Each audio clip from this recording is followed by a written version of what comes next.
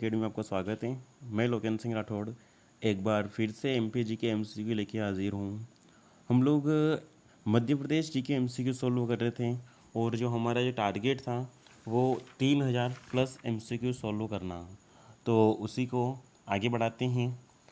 तो यदि आप लोगों ने पहले वाले वीडियो नहीं देखे हैं तो सबसे पहले वो पहले वाले वीडियो देखिए और उसके बाद इन एमसीक्यू को सॉल्व कीजिए।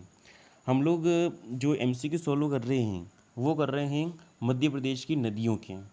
तो चलिए स्टार्ट करते हैं।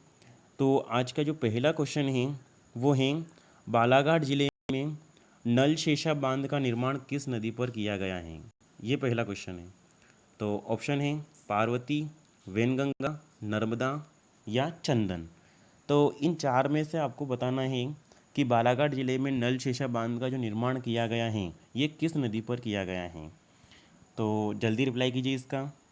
तो चार ऑप्शन है पार्वती, वैनगंगा, नर्मदा और चंदन। तो इसका जो आंसर है वो है चंदन नदी। तो देखिए सिवनी जिले के एक धार्मिक स्थल है प्रतापपुर मुढारा, वहाँ से इस चंदन नदी का उद्गम होता है और यह नदी जो है वो गंगा नदी में मिलती है। अर्थात तो ये कह सकते हैं कि गंगा नदी की सहायक नदी कौन सी है, तो चंदन नदी है। अगला क्वेश्चन देख लेते हैं। अगला क्वेश्चन है किस नदी के तट पर बालाघाट का शहर स्थित है। तो नर्मदा, वैनगंगा, सोन या बेतवा। तो इन चार में से आपको बताना है कि किस नदी के तट पर बालाघाट का शहर स्थित है। तो जल्दी रिप्लाई कीजिए इसका। तो बालाघाट जो स्थित हैं वो हैं वैनगंगा नदी के तट पर। ठीक है, तो इसका आंसर क्या हो जाएगा, वैनगंगा। और ये वैनगंगा नदी जो है ये परसवाड़ा पठार से इसका उद्गम होता है। और समापन की बात करें इसका समापन होता है वो गोदावरी नदी में। ठीक है, अगला क्वेश्चन देख लेते हैं। अगला क्वेश्चन है गांधी सागर अभ्यारण्य के पश्चिम और पूर्वी भागों को अलग करने वाली नदी कौन सी है।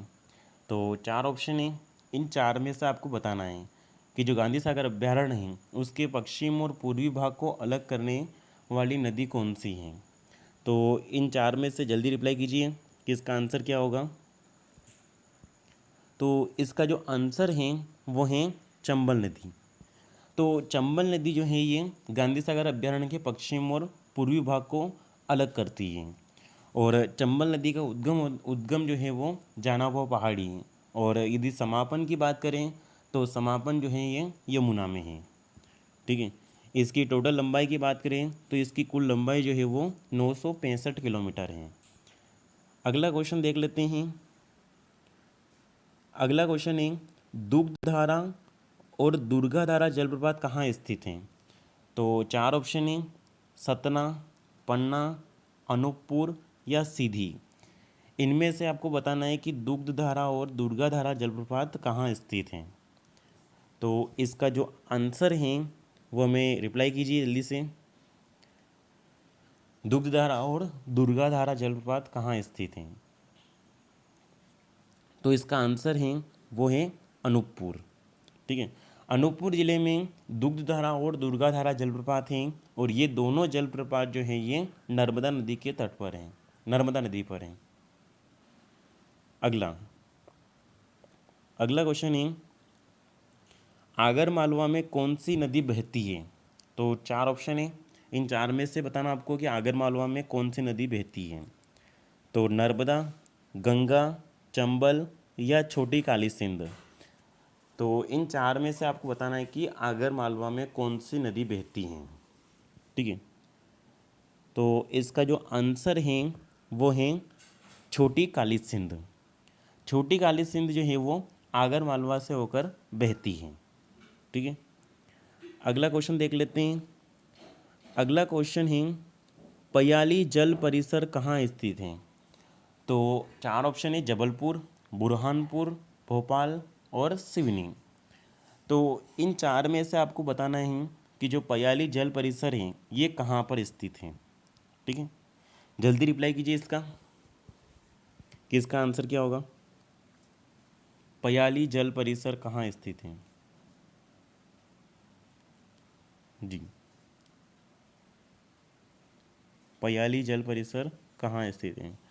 तो इसका जो आंसर है जल्दी से कमेंट बॉक्स में लिखिए, पयाली जल परिसर। तो इसका आंसर है वो है सिवनी। सिवनी में जो है ये पयाली जल परिसर है।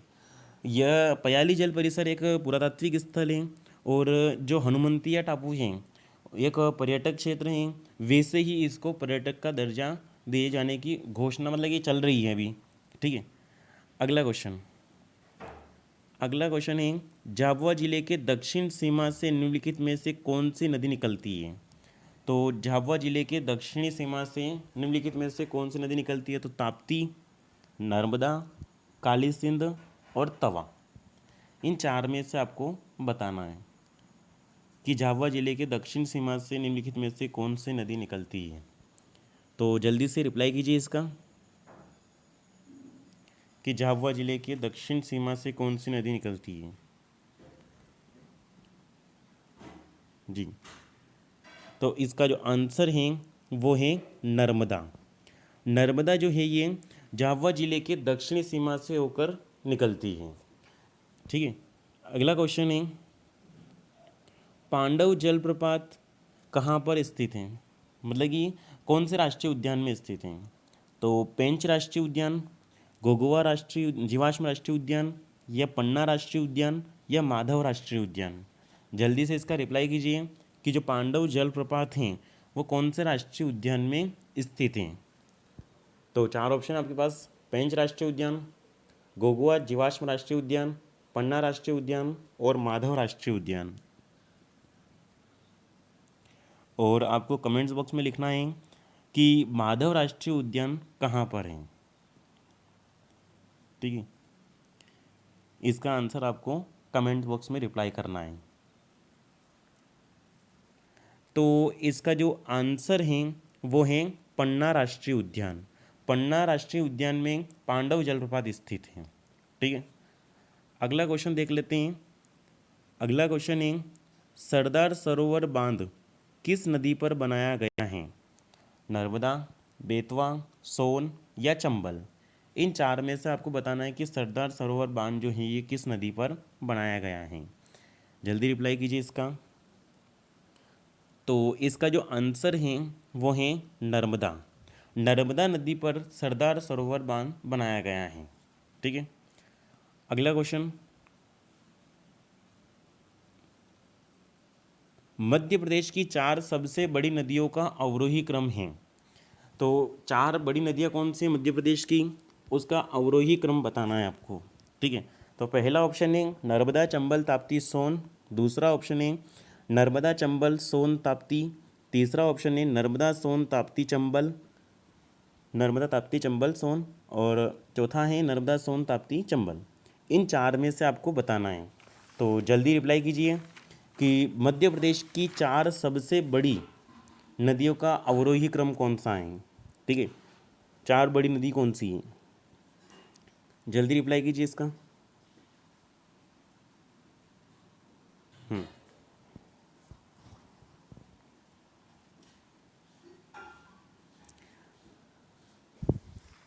तो इसका जो आंसर है वो है सेकंड वाला, नर्मदा चंबल सोन ताप्ती। क्योंकि नर्मदा की जो लंबाई है वो है 13-12 और एमपी में बात करें तो 1077 किलोमीटर। ठीक है, और चंबल की बात करें तो चंबल की लंबाई है 965। और उसके बाद सोन नदी की बात करें तो सोन नदी की जो लंबाई है वो है 780 है। और उसके बाद ताप्ती नदी की बात करें तो ताप्ती नदी की लंबाई जो है वो 725 किलोमीटर है। तो ये चार सबसे बड़ी नदियाँ हैं। और जो कल क्वेश्चन पूछा गया था पांचवी सबसे बड़ी नदी कौन सी है, तो फिर पांचवी कौन सी हो जाएगी, तो वो बेतवा हो जाएगी, क्योंकि बेतवा की लंबाई जो है वो 480 किलोमीटर है। ठीक है, तो ये चार तो ये वाली नदियाँ हैं और एक पांचवी जो है वो बेतवा हैं। और इसी का क्वेश्चन पूछा गया था कि मध्य प्रदेश की पांचवी सबसे बड़ी नदी कौन सी है, तो बेतवा है। अगला क्वेश्चन है धुआंधार जलप्रपात किस नदी पर है? सबसे सिंपल क्वेश्चन है, चंबल, नर्मदा, सोन या केन। इनमें से आपको बताना है कि धुआंधार जलप्रपात जो है वो किस नदी पर है। तो इसका जो आंसर है वो है नर्मदा। धुआंधार जलप्रपात जो है ये नर्मदा नदी पर है। और धुआंधार जलप्रपात कहाँ पर है? तो भेड़ाघाट जबलपुर में है। ठीक है। अगला क्वेश्चन है, चंबल नदी का समापन कहाँ पर होता है? पहला ऑप्शन है मुरादगंज इटावा में और यमुना नदी में, दानापुर में, गंगा में, खंबात की खाड़ी में, या हमीरपुर में, यमुना में। इन चार में से आपको बताना है कि चंबल नदी का समापन कहाँ पे होता है।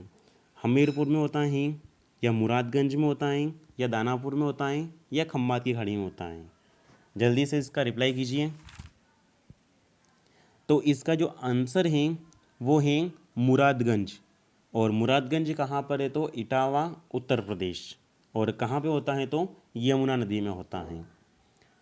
अगला क्वेश्चन देख लेते हैं।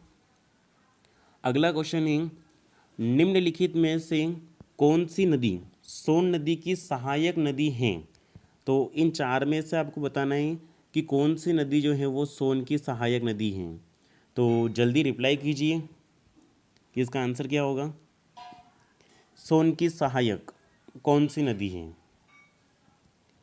तो इसका जो आंसर है वो है जोहिला। जोहिला नदी जो है ये सोन नदी की सहायक नदी है। ठीक है। अगला क्वेश्चन है, वेनगंगा नदी का उद्गम होता है कहाँ से? तो परसवाड़ा पठार से, या अमरवाड़ा पठार से, या वर्धन शिखर से, या इनमें से कोई नहीं। तो आपको भी बताना है कि वेनगंगा का उद्गम कहाँ से होता है। वेनगंगा नदी, जल्दी से रिप्लाई कीजिए इसका। और आप लोगों ने इससे पहले वाले वीडियो नहीं देखे हैं तो सबसे पहले वो वीडियो देखिए। ठीक है। क्योंकि उसमें राज्य पुनर्गठन आयोग और उसके बाद मध्य प्रदेश की भौगोलिक संरचना, मध्य प्रदेश की सामान्य जानकारी ये पढ़ा रखी है, उसके एमसीक्यू हैं। ठीक है। तो इसका जो आंसर है वो है परसवाड़ा पठार। मतलब कि परसवाड़ा जो पठार हैं वहाँ से वेनगंगा नदी का उद्गम होता है। और यह नदी जो है वो महाराष्ट्र में गोदावरी नदी में मिलती है। ठीक है। अगला क्वेश्चन है, निम्न में से कौन सी नदी मध्य प्रदेश की दक्षिणी सीमा बनाती है? तो चार ऑप्शन है, नर्मदा, ताप्ती, चंबल, या सोन। तो इसमें से आपको बताना है कि कौन सी नदी जो है वो मध्य प्रदेश की दक्षिणी सीमा बनाती है। तो इसका जो आंसर है वो है ताप्ती नदी। इसका आंसर है ताप्ती। ताप्ती नदी जो है ये मध्य प्रदेश की दक्षिणी सीमा बनाती है। और ताप्ती नदी का उद्गम जो है वो बैतूल के मुल्ताई पहाड़ी से है। ठीक है। अगला क्वेश्चन है, निम्न में से कौन सी नदी मध्य प्रदेश की उत्तरी सीमा बनाती है? तो इन चार में से आपको बताना है कि मध्य प्रदेश की उत्तरी सीमा जो है ये कौन सी नदी बनाती है। ठीक है। उत्तरी सीमा, तो इसका जो आंसर है वो है, जल्दी रिप्लाई कीजिए जी। तो इसका आंसर है वो है चंबल नदी। मध्य प्रदेश की उत्तरी सीमा बनाती है तो वो कौन सी नदी है? तो चंबल नदी है। ठीक है। अगला क्वेश्चन है, मध्य प्रदेश का कौन सा जिला मृदा अपरदन से ग्रसित है? तो इन चार में से आपको बताना है कि मध्य प्रदेश का जो कौन सा जिला जो है वो सर्वाधिक मृदा अपरदन से ग्रसित है। तो गुना, इंदौर, मुरैना, या जबलपुर। इन चार में से आपको रिप्लाई करना है। तो जल्दी से रिप्लाई कीजिए इसका कि इसका आंसर क्या होगा जी। तो इसका जो आंसर है वो है मुरैना। मुरैना जिला जो है ये सर्वाधिक मृदा अपरदन से ग्रसित है। और कौन सी नदी से? तो वो चंबल नदी से। अगला क्वेश्चन देख लेते हैं। अगला क्वेश्चन है, सहस्त्रधारा जलप्रपात किस नदी पर है? तो चार ऑप्शन है, नर्मदा, ताप्ती, चंबल, या सोन। इन चार में से आपको बताना है कि सहस्त्रधारा जलप्रपात किस नदी पर है। ठीक है। सबसे इजी क्वेश्चन यही है, सहस्त्रधारा जलप्रपात। तो इसका जो आंसर है वो है नर्मदा नदी। कि सहस्त्रधारा जलप्रपात कहाँ पर है, किस नदी पर है, तो नर्मदा नदी पर है। अगला क्वेश्चन है मेकलसुता, नामोदास, रेवा आदि किस नदी के उपनाम हैं? तो बेतवा, चंबल, नर्मदा या सोन, इन चार में से आपको बताना है कि जो मेकलसुता है, नामोदास है, रेवा हैं आदि किस नदी के उपनाम हैं। तो जल्दी से रिप्लाई कीजिए इसका। तो इसका जो आंसर है वो है नर्मदा। ठीक है, नर्मदा नदी जो है इसके जो उपनाम हैं वो है मेकलसुता, नामोदास, रेवा, ये नाम इसे नर्मदा नदी के हैं। अगला क्वेश्चन है वेत्रावती किस नदी का उपनाम है? और ये क्वेश्चन पूछा गया है, एमपी पटवारी का क्वेश्चन है ये, कि वेत्रावती किस नदी का उपनाम है। ठीक है, तो बेतवा, ताप्ती, सोन या केन, इन चार में से आपको बताना है कि वेत्रावती जो है वो किस नदी का उपनाम है। और ये इम्पोर्टेंट क्वेश्चन है। ठीक है, तो जल्दी रिप्लाई कीजिए जी। वेत्रावती किस नदी का उपनाम है? बेतवा, ताप्ती, सोन या केन? तो इसका जो आंसर है वो है बेतवा नदी। बेतवा नदी का जो उपनाम है वेत्रावती है, मतलब कि बेतवा नदी को वेत्रावती के नाम से भी जाना जाता है। और बेतवा नदी का जो उद्गम है वो रायसेन का कुमरा गांव है।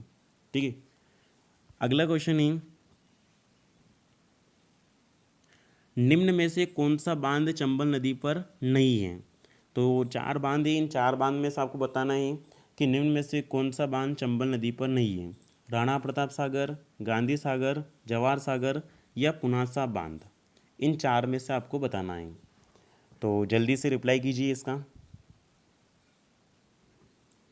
कि निम्न में से कौन सा बांध चंबल नदी पर नहीं है जी। तो इसका जो आंसर है वो है पुनासा बांध। और आपको रिप्लाई करना है कमेंट बॉक्स में कि पुनासा बांध जो है ये चंबल नदी पर नहीं है तो किस नदी पर है ये। ठीक है, अगला क्वेश्चन है नर्मदा नदी मध्य प्रदेश के कितने जिलों से होकर गुजरती है? तो 41, 14, 15 या इनमें से कोई नहीं। इनमें से आपको बताना है कि नर्मदा नदी जो है वो मध्य प्रदेश के कितने जिलों से होकर गुजरती है।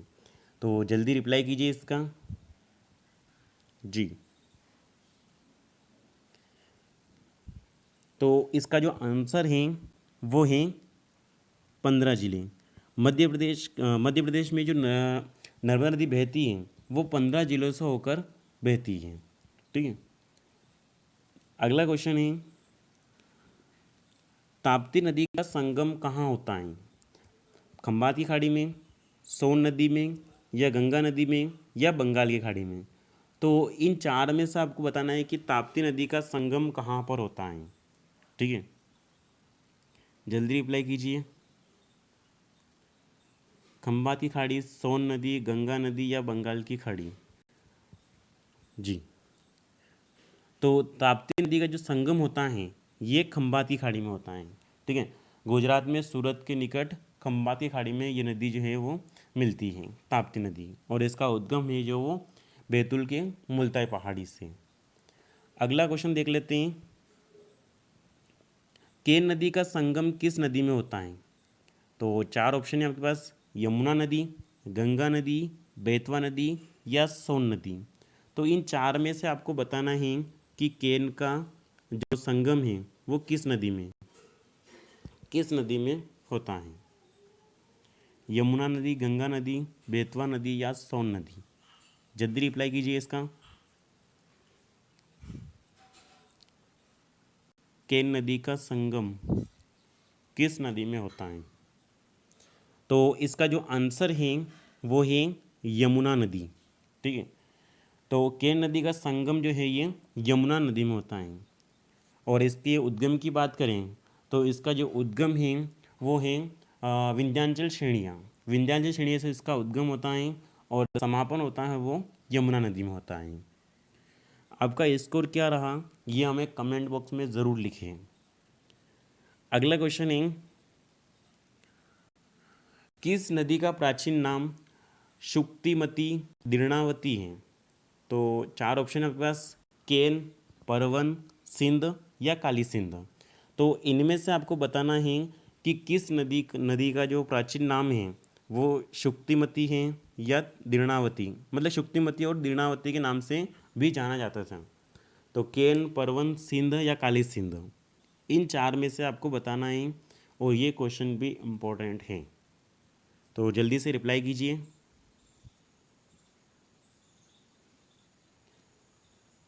किस नदी का प्राचीन नाम शुक्तिमती दीर्णावती है? जल्दी। तो इसका जो आंसर है वो है केन नदी। ठीक है, मतलब कि केन नदी का जो प्राचीन नाम है वो शुक्तिमती और दीर्णावती है। मतलब कि इसको पहले शुक्तिमती और दीर्णावती नाम से भी जाना जाता था। तो ये थे आज की MPGK के MCQ। आज के लिए काफ़ी है। हमारे चैनल को लाइक करें, सब्सक्राइब करें और ज़्यादा से ज़्यादा लोगों तक शेयर करें। Thank you.